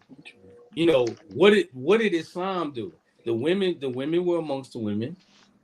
You know what I mean? If you read about how Aisha radiallahu ta'ala anha, when the Prophet ﷺ married, was it what was the one from the Jewish tribe? Malik? Was it Zainab? No, it wasn't Zainab. Safiya. Safiya, yeah. She ran into Safiya. She was from Banu Qurayza. She said, did Rasulullah see you? Right? And what happened? They got married, right? So this is the thing. So sometimes, you know, you have to begin character development. We could read all the books in the world. You can read all the Ghazali books, Imam Tijani, Imam Haddad, Sheikh Usman Dan Fodio. If you can't put that thing into practice, it's a wrap. You just entertaining, right? If you're not struggling to make your character good, you're just entertaining. Because you're not going to get nowhere. You got to have the courage and the determination to commit to doing something, right? And then you have to be consistent to see it all the way through to get it done. And we don't always have that. So, you know, okay, let's go to the answer your question. The answer your question, sir. Alaikum salam. Is that Rami? That's one. Is comfort, compatibility, love, deen over dunya, right? Next one. Honestly, financial stability, communication, not bringing baggage, both brothers and sisters, being a leader, above all, a man who loves Allah and Rasulullah sallallahu alaihi wasallam and strives to have patience. Okay, I'm already married to my person. Yo, anyway, cut it out. Yo, you corny. When I was looking, corny. All depended on my age, maturity at the time, and I finally realized that I needed someone who engaged me in the deen before marriage, truly feared Allah, and this was no frivolous conversation before being married. Alhamdulillah, I think I know that brother. He's a good brother too. Yo, look, the simpish. Yo, that monster, the monster. It was sip juice. No, we love you, Jamila. We love you. Shukran Jazak for everything you do for us too in the background. We appreciate you. Nah, I have children at marriage ages, but it's hard for us old heads and the young adults. May Allah help us. I mean that is true. They, you know, the youth do need guidance, and the youth they determined to do good, and that's one thing I love about them. And when I see young people dedicated, you know, their marriage is longer than ours. The young ones that get married at 17, 18, they married longer than us now. Yeah, man. Look, my a lot of them stay together, bro. Look, my Ibn. I'm married to the sister in Philly in 2015 in September, right? My Ibn married his wife in December 2015. They still married to this day, 2 children. He got married straight out. He got married straight out of high school. It took some months later, but they got married right out of high school. As a matter of fact, when he married his wife was still in high school. You know what I'm saying? She graduated, right? No. So, you know what I'm saying? But look, the example that he had was the fact that I got married young. His older sister got married young too. You know what I'm saying? My oldest daughter, she got married young too. You know what I mean? So the thing is, he had examples already. But the one thing that he didn't have is that he didn't go through marriage after marriage. He stuck out. I think by him, you know what I'm saying, sticking out with just his marriage, he had opportunities to take other wives too, but he chose not to. He chose not to. You know what I'm saying? So, and it's going on 8 years now. No, I mean, going on 8 years now. You know what I mean? So,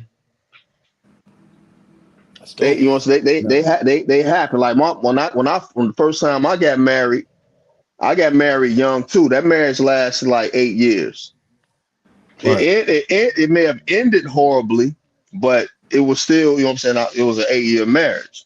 It's good when, and this isn't like I'm discriminating, you know, but it's good when Muslim children that's born, raised Muslim, they get married young because it's already ingrained with them versus the one who converts.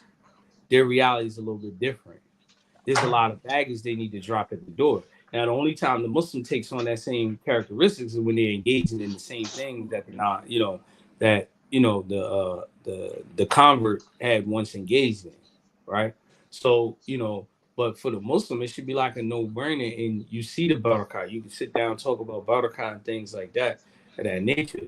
You know, not only just because the only advice a lot of times we only give our youth is advice towards the dunya. I mean, maybe y'all know see it different than what I see. But most of the time, most advice, a lot of the youth they get is always something geared towards dunya, right? At a young age, we shouldn't just be talking about them learning.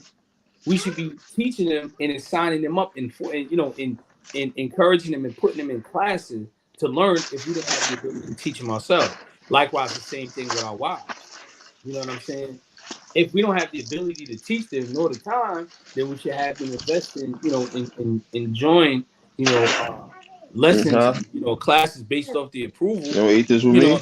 Of your discretion, for your family. Education has to be paramount, for the family, in order to have a successful family. I've never seen a successful ignorant family. Has anybody ever seen that? Nope. A successful ignorant family. I've never seen that before. Right? So, and it's crazy because some of the good Muslims, it's kind of like you got to kind of figure out, where we going wrong, where we going bad at. Sometimes we're marrying and we're not compatible. Meaning the person, you're marrying somebody that's either on your level or above you, or they're above you and you desire to get to their level. But some people just marry you kind of like on a trophy. You marry a woman that got knowledge, you ain't benefiting from it, or the woman marries a man with no knowledge, she ain't benefiting. Y'all been together and she doesn't elevate. It just remains stagnant. All right. So these are some of the changes that you want to see. And then the other thing with our youth is that we have to push the idea of community, because they're the future. Like if you look at a Jamaat, right? A Jamaat, usually poor Jamaat start out where they got a bunch of old heads and the kids are small, right? But as the kids get older and they start to engage and start going to college and things of that nature, the bag is coming. So how do you support that? What's the investment? You push it, you teach the children to have that investment in their own community as well, right? And so then what happens? They grow from that point,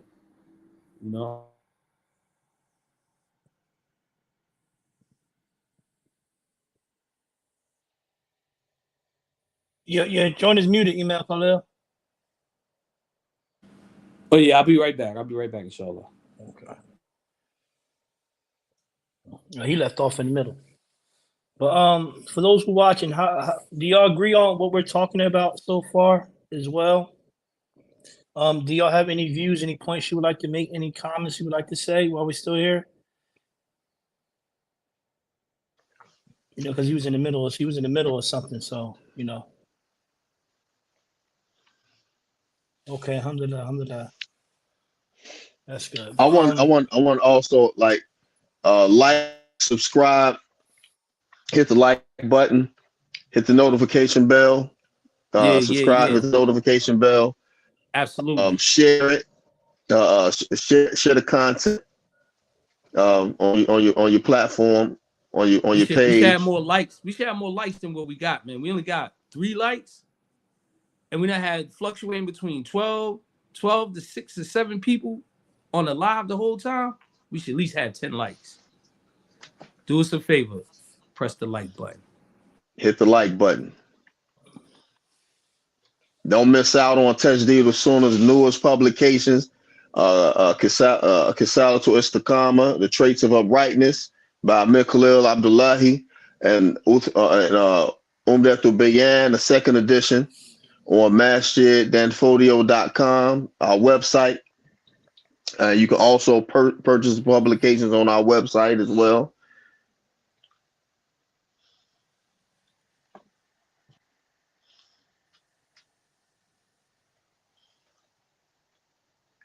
Okay, yeah, and all the things in we also have to be the example to our youth as well. Is it because much of the learning is from observation? Much of the learning is from observation. Even learning even learning text, well, you learning fiqh and learning hadith and learning sirah, you actually learn more and grasp it more when you put it into practice. You know what I'm saying? So we have to make not just make marriage beautiful to our youth, but we also have to make communication beautiful as well. You know, it's because they paying close attention on how our reactions are with each other as well, the husband and the wife, the Umi and the Abi, right? And they soak up this energy from us. You know, so we have to bottom line, we have to feel law in our dealings with each other. Wa alaikum salam wa rahmatullahi wa barakatuh. We have to fear law in our dealings with each other and still always be mindful that not only do we have rights on each other as husband and wife, we also have rights on each other as Muslims. I mean, that's first and foremost. If we give more attention to the rights that we have on each other as Muslims, our marriages may be a lot successful and a lot peaceful, because we have a foundation that we have to go by. You know what I'm saying? We have a criteria that we have to meet, that we have to follow. You know what I mean? So that's what we should do. And that, you know what I'm saying, that's just my humble opinion.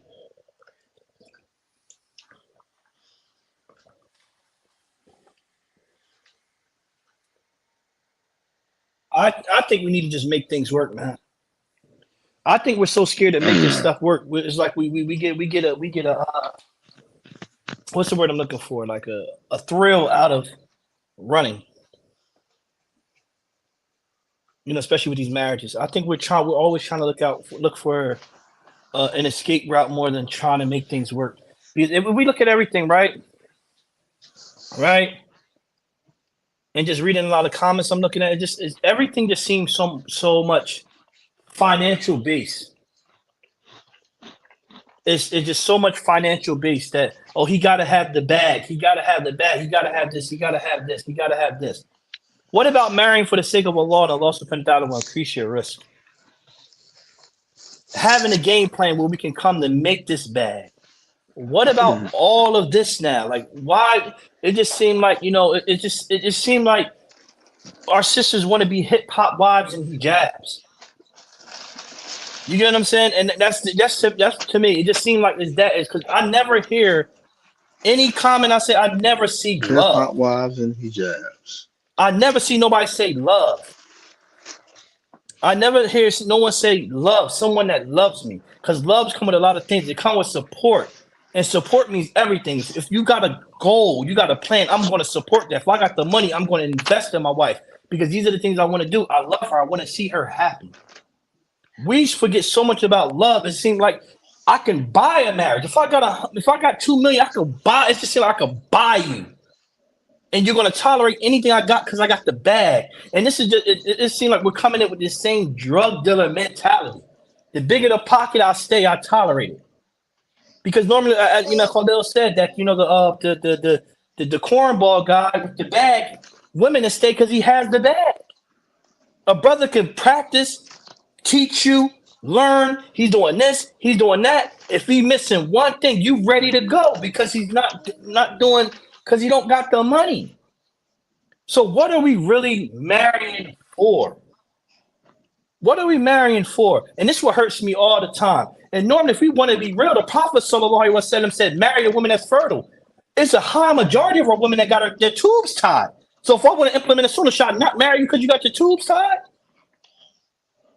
You can't offer me no children, no lineage. What are you there for? What you could cook? I could go to Jamrock, give me some curry chicken, macaroni and cheese, and some cabbage without a hassle. Without it might not being. She still need a husband. She still need a husband. Nobody's saying they don't need a husband. It just seemed like to me, with our culture, is so much about the bag. But I see wallahi, man, in this past 4 months, I've seen 19. I'm petty. Remember, Mr. Petty. 19 marriages that didn't last 5 months. My personal, 19 marriages that didn't last that long, yo. That's crazy to me. And if you heard some of these answers, I'll be like, yo, these aren't even grounds for divorce. This ain't even grounds for divorce. Normally it was about, he can't take care of me, he can't do this, he can't. But you knew these type of things before you got married. So it's like, what are we scared about being in a committed relationship? It's like, with us, we're better at, it's like the African American community is better at being girlfriend and boyfriend and being a husband and wife.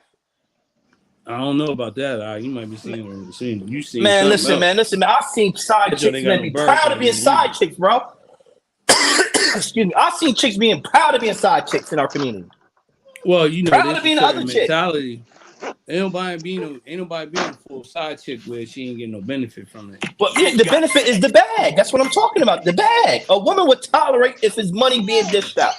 Well, it's about power. That woman loves power. Ain't even power, because a dude could be a stone cold sucker and you know he's a sucker. He got the bag, because a lot of times the dude with the bag be the sucker. The money in some cases is equivalent to power. The dollar doesn't have no real intrinsic value.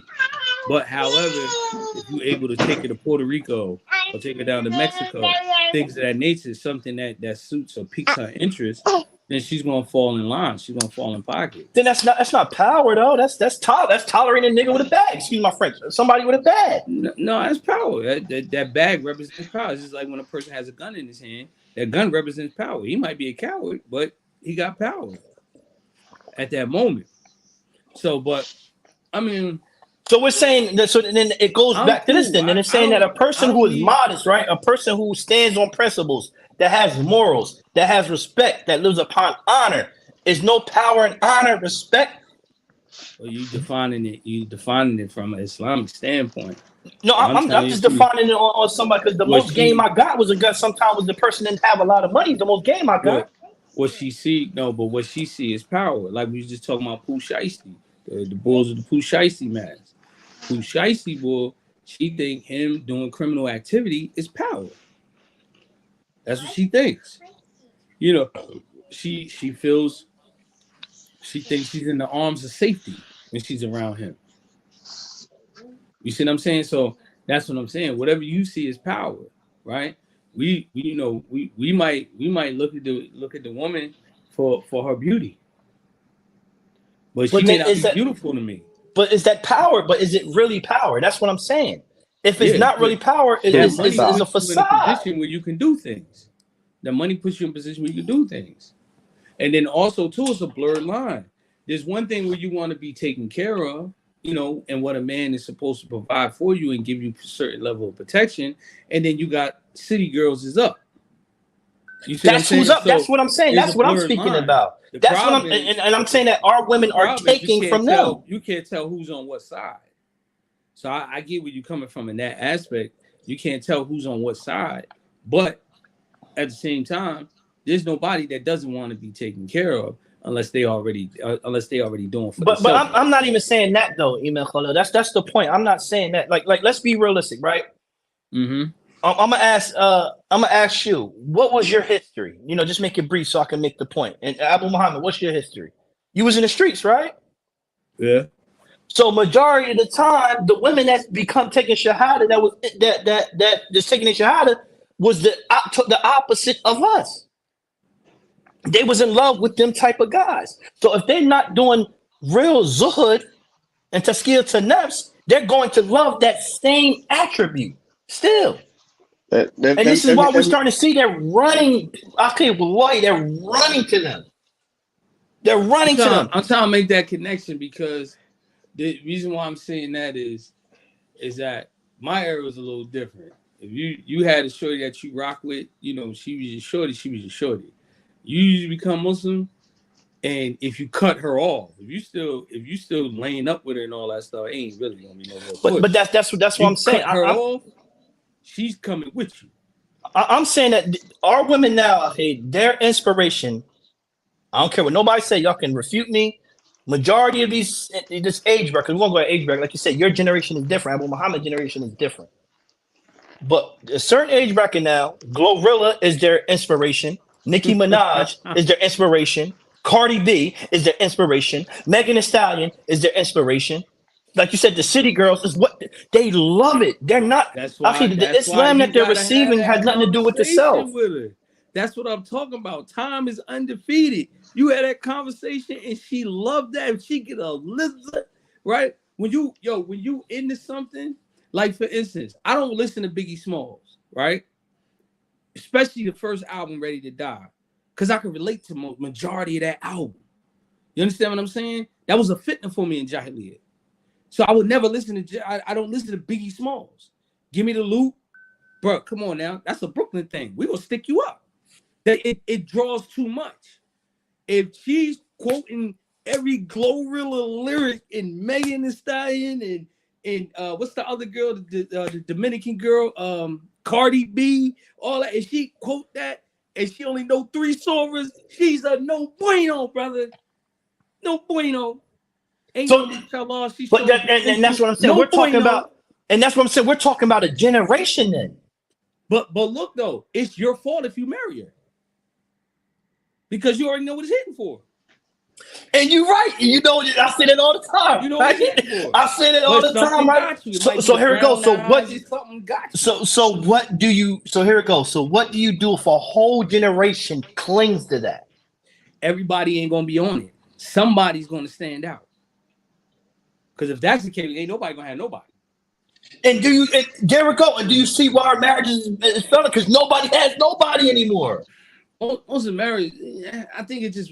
I'm saying now, people prefer to be single now, bro. People prefer it. Most situations is this: it's too much talking and no action.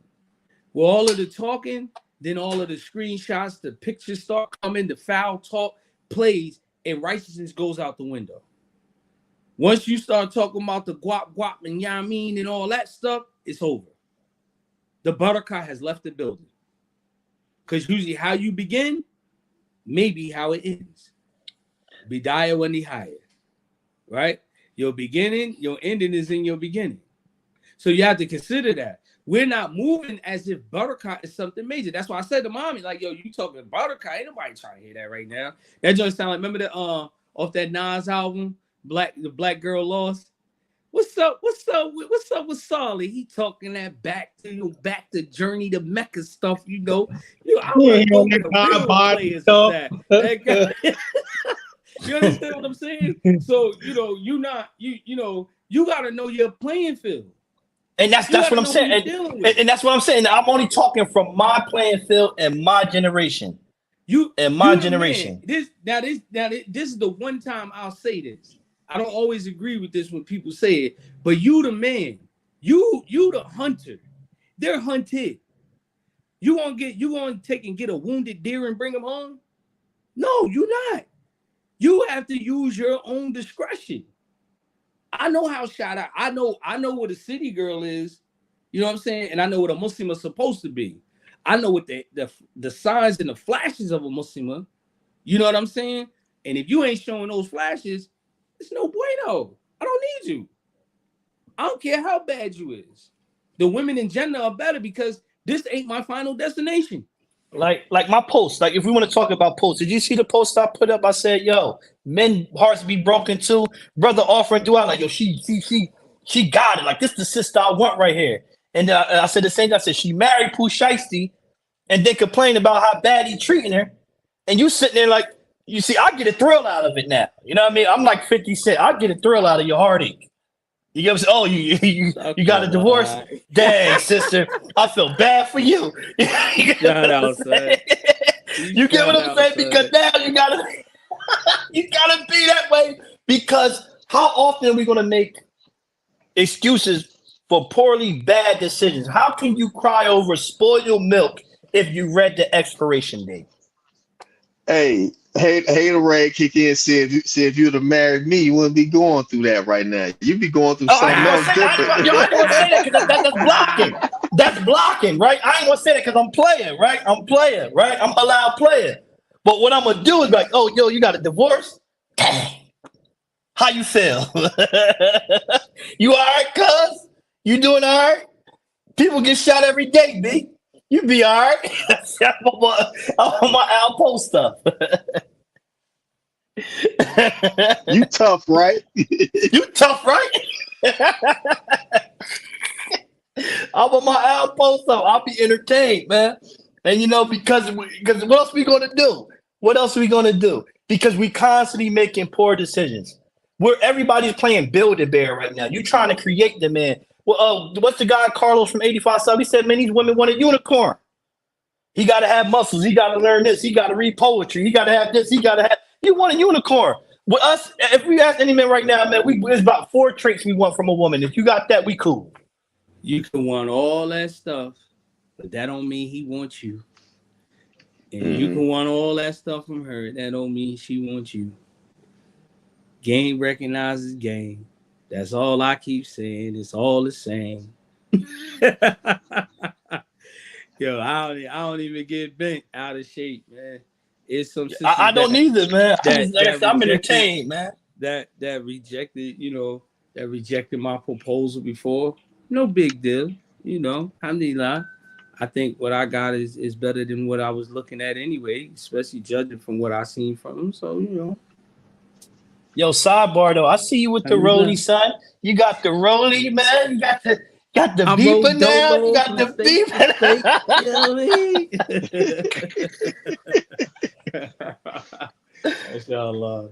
Got a beeper now. Got a beeper now. No, it's all. But any questions before we head out? We had the almost at the 2 hour mark. 2 hour mark. Any questions, yo? Any good questions? Well, all your questions matter, but some spicy questions. There's some comments, beloved. There's some comments. Okay. Yes, but I don't think that women understand that. Would you require the next woman does not require to, so you don't always have to have what she has. Facts. This is why the discussion is needed to be okay. Allah Ta'ala, she quotes Allah Ta'ala, wicked women are for wicked men. Wicked men are for wicked women. Virtuous women are for virtuous men. Virtuous men are for virtuous women. Virtuous are the innocent of what the wicked say. They will have forgiveness and honorable position.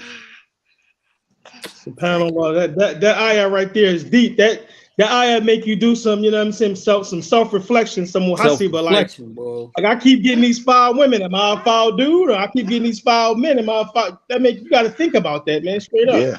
Talking about myself first, because I done had some ninjas. You got to look in the pond that you fishing in. Straight up. Imam Salam used to say that all the time. He said, "Be mindful when you plant your seed, man." It's also what you attract too. It's also what you attract. I mean, like for example, I remember my Omi told me one time, and she was like, "Boy, you must got a sign on your forehead that said all crazies welcome." So then, baby. So then I had, I had married a few women, and then I had took another wife, right? And then my Omi, she said, "Look, boy, you had that sign off your head for a few years now, but you put it back on." All three. So it's what you attract.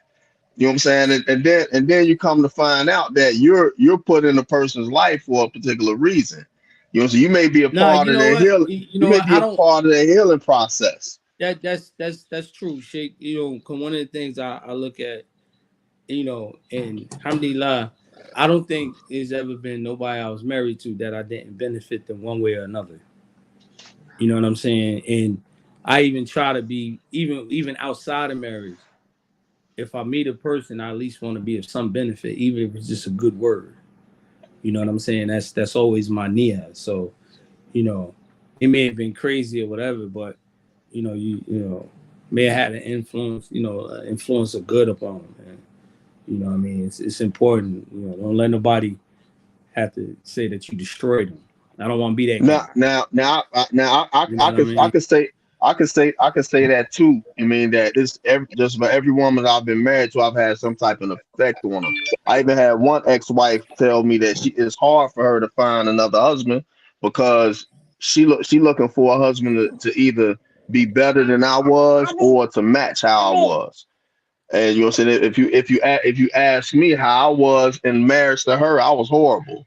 So I don't know what she saw. You know what I mean? But I know that I wasn't as best of a husband being married to her than I wanted to, than I should have been. But it was something good that she must have saw because she using her criteria for looking for another husband based Man, off what she got from me. You know when you're in the marriage, you know everything is wrong with you. Then when you get out, it'd be like, damn, you know, some Carl Thomas stuff. And I wish I never met her at all. Even though. Yo, Muhammad. This for you, Muhammad. Stop being stingy. Stop being stingy. Marry her again.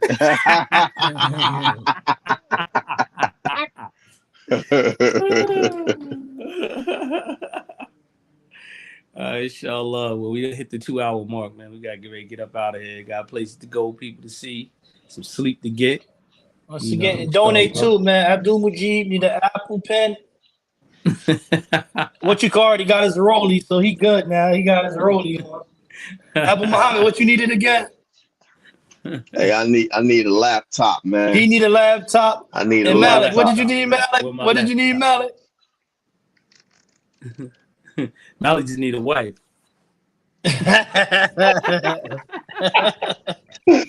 Oh man, I need a MacBook, the Apple joint. We need a Mac. He need a MacBook. So we need 2 laptops and an Apple Pen. What you call got his rollie already?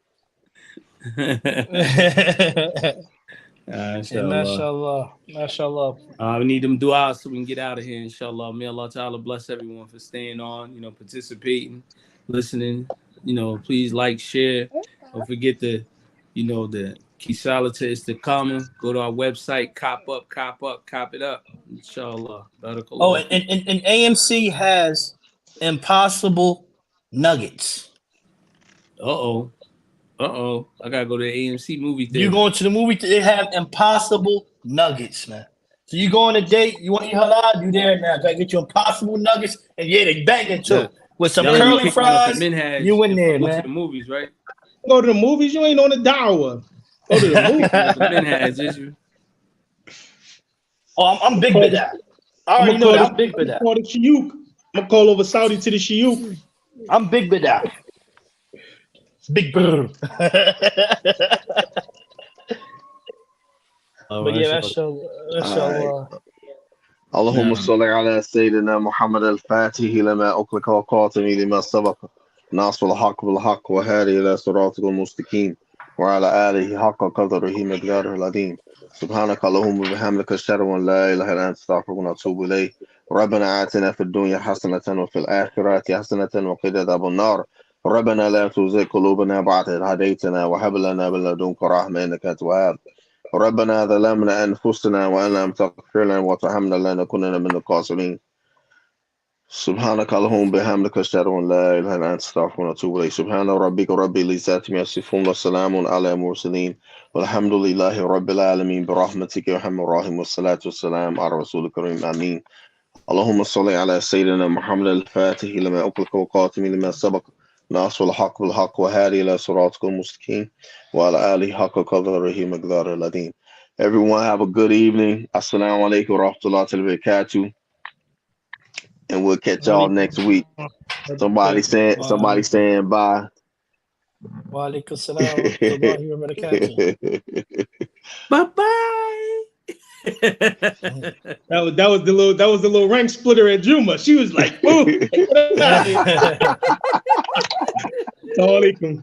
Wa alaikum salam wa rahmatullahi wa barakatuh.